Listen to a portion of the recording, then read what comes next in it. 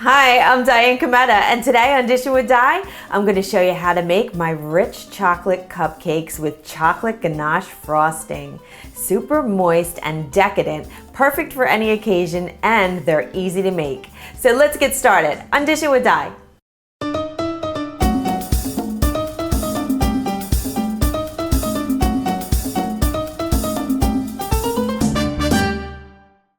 This is one of my favorite chocolate cupcake recipes. They're so rich and moist, and the ganache frosting on top, it's that like double chocolate trip to heaven. They're just wonderful.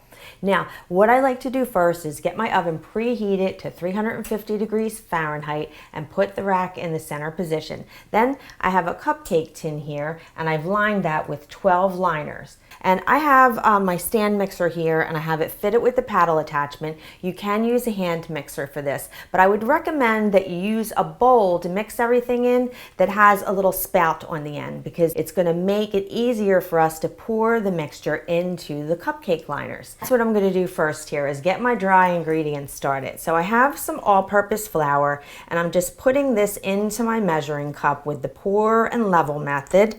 So we just pour it in, and we just level that baby right off, just like that. And then I'm gonna grab some white granulated sugar here. So you just scoop the sugar out and level that off. And just put that on in. And I like it a little extra sweet, so I'm gonna grab a little bit more sugar for this and put that in there. And now I have my leavening. So I have some baking powder and baking soda here. That goes in. And salt. Salt is perfect in your baked goods because it helps to bring out the flavors of everything. So we have some salt here. I like to use a fine sea salt for this.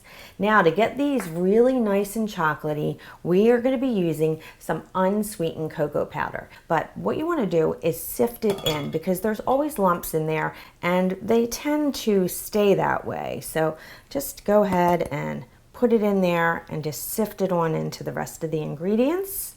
So once you get all that stuff in there, then grab a whisk. This is a wire whisk, and I'm just gonna mix everything together until it's really well combined. You don't wanna see any white spots in there. Now, I'm gonna take my dry mixture, I'm gonna pop it over here onto my stand mixer, and we're just gonna let that sit there for a minute.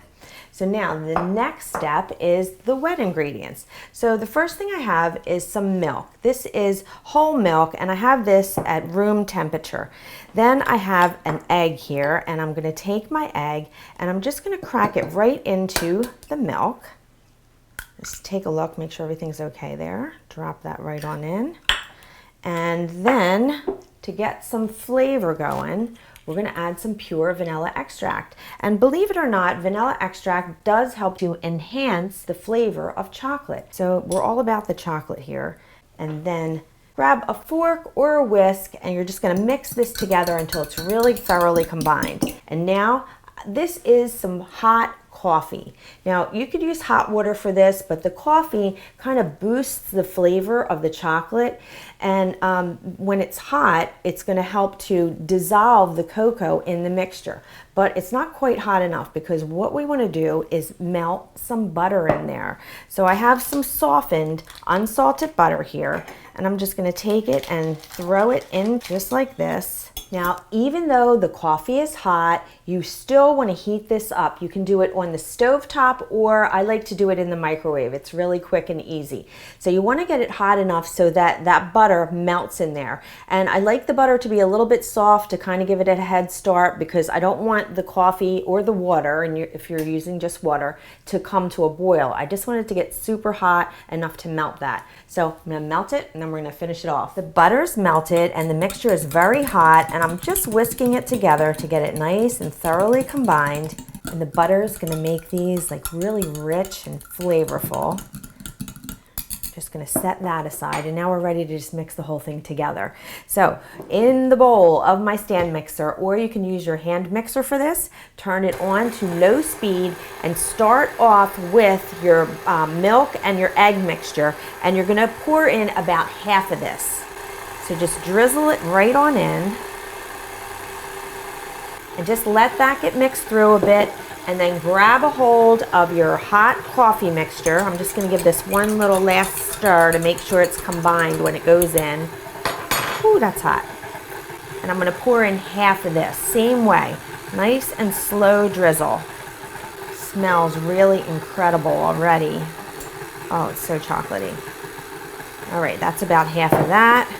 And now I'm just going to turn this off for a sec, give it a scrape. Especially when you have a stand mixer, you want to get really deep down the bottom there because things tend to lay down there and we want everything to mix really well. And then we're going to go and do the whole thing again. I'm going to grab a hold of my milk, just drizzle it right on down in there. And you're doing it like alternating and a little bit at a time like this so that it mixes through nice and evenly. So once that milk mixture kind of gets like going and mixed through, then you want to come on in with the rest of your hot coffee mixture and pour that right in. And this is going to get a little bit thin once it's all in there, you'll see. Now I'm just going to let this mix for about a minute until it becomes nice and smooth and really well combined. Okay, that looks pretty good. One last scrape around. See, there's always something laying down there at the bottom. And you can see this is a little bit on the thinner side. So that's why I said it's good to have this mixing bowl with the spout on it because it'll make it easy to pour it into our little cupcake liners. That looks good. Looks real good, as a matter of fact. Give me a spoon. Now, I'm just going to go around and I'm going to distribute this evenly into all the little liners. So it's going to come about maybe a half to 3/4 of the way full. Just like that. And then just kind of grab it before you go to the next one. If you get any little dribbles, just go around and wipe them off, especially if they're like on the cupcake liner, because you don't want it to stick there. And then just go ahead and give it a couple taps down just to get rid of any air bubbles that might be in there. And then you're going to pop this into your preheated oven, 350 degrees, on the center rack for about 18 minutes or until you insert a toothpick or a tester and it comes out with just a few moist crumbs. You could also touch the top of one of the cupcakes and it should spring back. Now, after that, you're going to put it on a rack to cool for about 5 to 10 minutes, and then you're going to remove each cupcake from the tin and put it on the rack to cool completely. And then we'll get to the ganache frosting. Before removing the cupcake from the tin, make sure it moves freely. If it doesn't, just take a butter knife and go around the edge and loosen it up to make sure that none of the edges are stuck to the pan. And then turn the cupcake, remove it from the pan, and place it on your rack to cool completely. So now I'm going to make the ganache. In this bowl, I have some semi-sweet chocolate, and I've just broken it up into pieces. You could also use semi-sweet chocolate chips for this. Over here, I have a saucepan, and I have about 1 inch or so of water, and it's just simmering. So now I'm going to take my semi-sweet chocolate, and I'm going to put the bowl on top. And as you can see, the bowl does not touch the water, so that's what you want. The bowl needs to be a little bit bigger than your pot. This is some heavy cream. I'm going to pour this right over top of my chocolate. So now the cream and the chocolate are going to be heating together and the chocolate is going to start to melt. So you want to continue to stir it, but nice and slowly so that you don't incorporate any air into it. Once the mixture is thoroughly combined and it's nice and smooth, remove it from the heat and allow it to cool slightly before we glaze the cupcakes. All of my cupcakes are nice and cool, and I have my ganache here that's been sitting for about 20 minutes. So it's still a little bit warm, and that's perfect because now we're going to take our cupcakes and we're going to dip them in.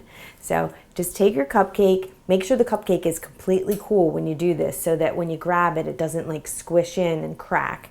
And then go and turn the cupcake upside down and put it into the ganache, dip it in, give it a little spin, and then lift it right up. Now, there might be a little drippage, but that's okay. Place it on a piece of wax paper or parchment paper. Now, the one nice thing about these cupcakes is that after you get the ganache on there, then you can decorate them the way that you want. So you can decorate these for different holidays. So you have Halloween or Christmas, Valentine's Day, springtime's birthdays, New Year's Eve. So So you can really customize them to whatever the occasion is, and they will look absolutely beautiful. And more than that, they're gonna taste really great. So let's dig into one of these bad boys and see what we got going on here. So that you know they're gonna be chocolatey.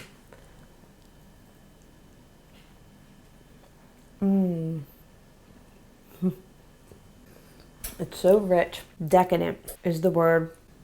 Look how light, and they're so moist.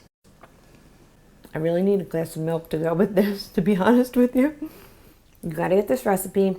Go to my website, dishinwithdi.com, and I hope I made your life a little easier, more enjoyable, and delicious. I'll see you next time. Bye-bye.